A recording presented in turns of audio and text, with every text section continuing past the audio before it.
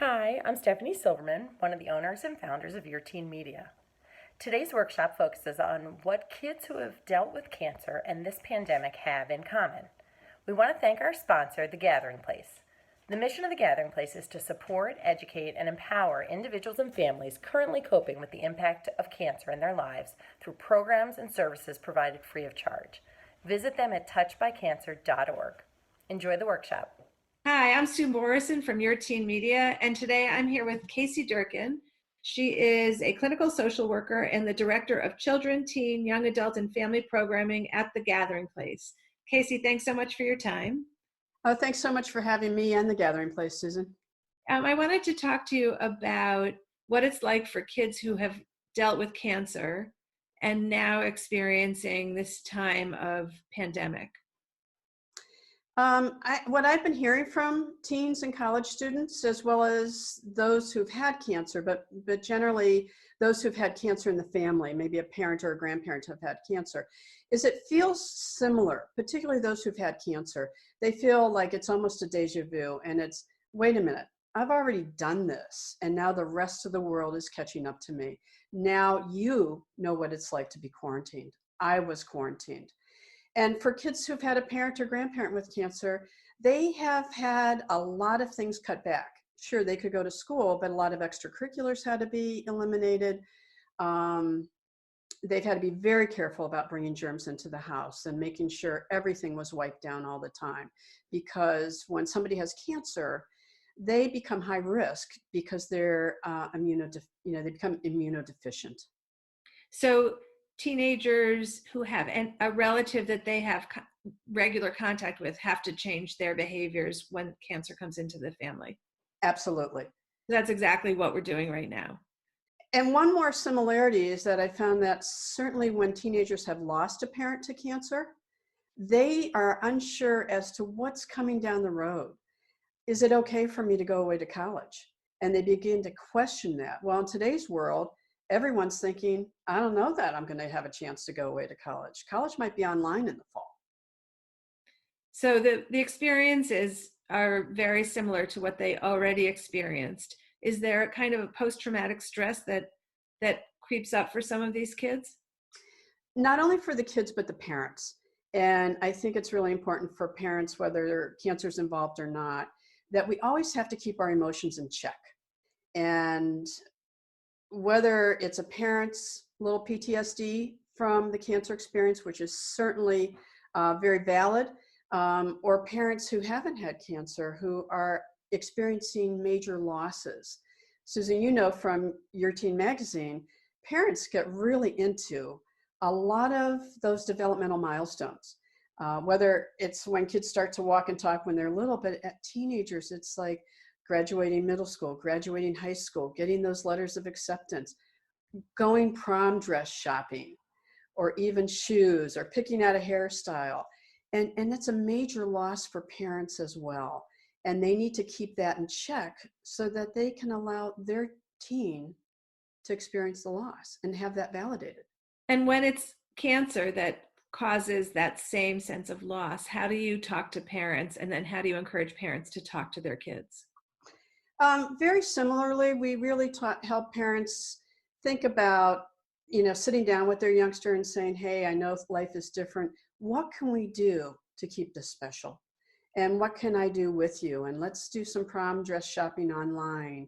What are you seeing with the teen groups that you're working with right now? Are you hearing anything that you're surprised by? I've actually been really surprised by teens' insight into what's going on. I actually did a quick survey last night. We have a phenomenal emerging leader group of kids who, most of them have been touched by cancer. Either they're cancer survivors, they've had a parent with cancer, they've lost a parent to cancer, combined with lots of kids who have nothing to do with cancer, but want to develop leadership skills and be part of the Gathering Place. And I did a quick survey, and I was really struck with the amount of sadness they're feeling. Sadness overweighs anger, and as well as their insight. I had one teen respond with how worried they are that if their parent who has, a lot of cancers have really become chronic in today's world because of the great medical research. So they're definitely at high risk due to immunodeficiencies. And the teen wrote, I'm so worried because I know she's immunodeficient. And if she gets this virus, I don't think she can survive. So the interesting thing about your population is that they probably are taking the restrictions more seriously than some of the kids who haven't dealt with crises in their lives yet. Like I've still seen, when I'm going out for a walk, groups of kids together who feel like it couldn't touch them. Are you finding that these kids are taking all of the restrictions very seriously? What I'm seeing is that they see it as pretty realistic, that this is serious. And they're not as much in denial that this can't touch me or this can't touch my home. They're far more realistic around this can't touch my home. They kind of skipped a little bit of adolescence because they were forced to grow up sooner. They skipped a lot of bits of adolescence. And so I know you had kids respond to a survey. What were the highlights that you can point out to us of what those kids said? So some of the highlights, I'll just take a peek quickly because I just pulled this together last night for you, is the 100% of the kids said in terms of losses that they're currently experiencing, hanging out with friends.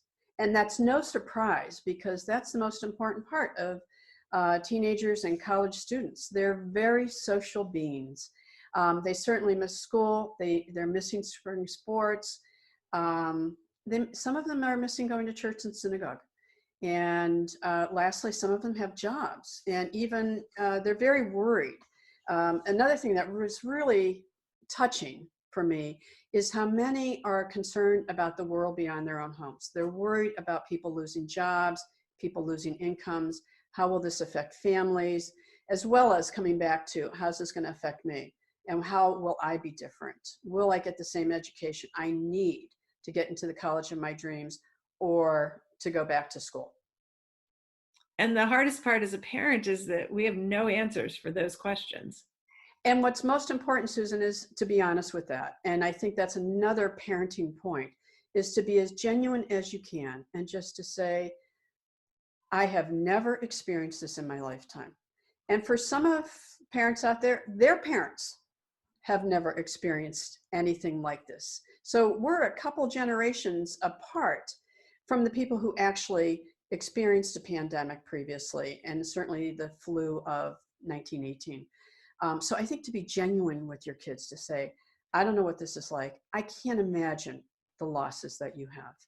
And I wish I could change this for you. Let me know if I can be of help.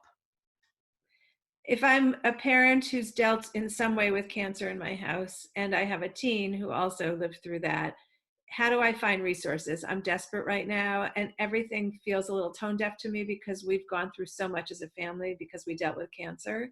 So where do I look for resources? Certainly the Gathering Place, and we're available nationally. In this current pandemic, we've moved everything to the virtual realm. So anyone can visit touchedbycancer.org. And I'm actually sending an email every day to our parents. That's called a Family Connection newsletter, to kind of just a little snippet of some things, and as well as some different links of things to do, and including breathing techniques. But we have all of our programs, our support groups, our education programs, cooking classes, exercise classes, Tai Chi lessons, all virtual right now, so that parents can access those, teenager college kids can access those, and everything at the Gathering Place has been and always will be free. And that's just because we have very generous donors. And you have some webinars coming up?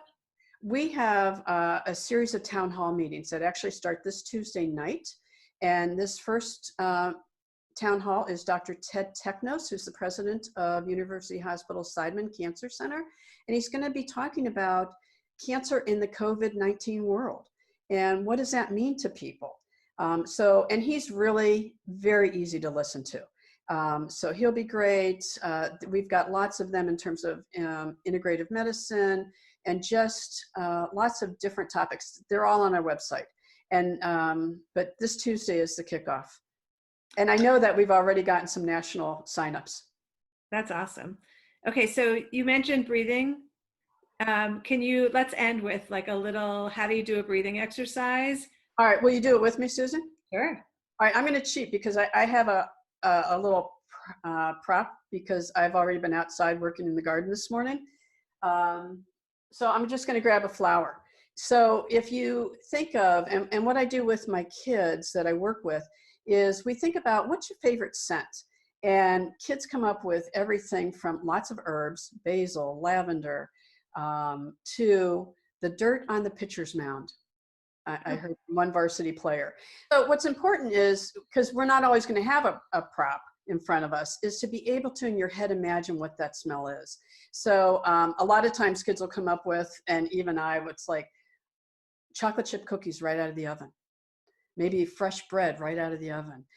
It can be anything that you think about, and to imagine that scent, and you're breathing it in, but you're breathing it in through your nose as if you're smelling, your candle, my flower, and you're going to breathe it in, and you're going to hold it, and you're going to exhale, and have your exhale be longer than your inhale.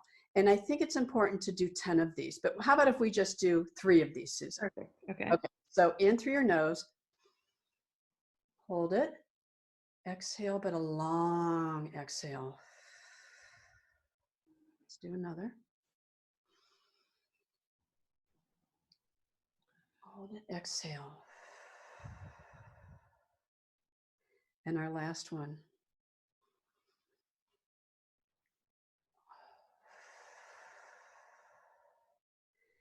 So you just did 3 of these. Do you notice any difference? I do, oddly, yes. So imagine that's after 3 mindful breaths, after just 10, and 10 is not even going to take you 60 seconds. And it really allows parents, teens, college kids, everybody to kind of get just resettled, regrounded, and be in that driver's seat. That was a great way to end for me. I hope everybody listening does the same exercise with us. So can we end once again with that quote? Please. When I is replaced with we, even illness becomes wellness. And that's a very old quote from Malcolm X. It's a beautiful one. Thank you for sharing with us. And everyone who's listening, make sure you go to touchedbycancer.org to find out what's available for you. Thanks, Casey Durkin. Thanks so much, Susan.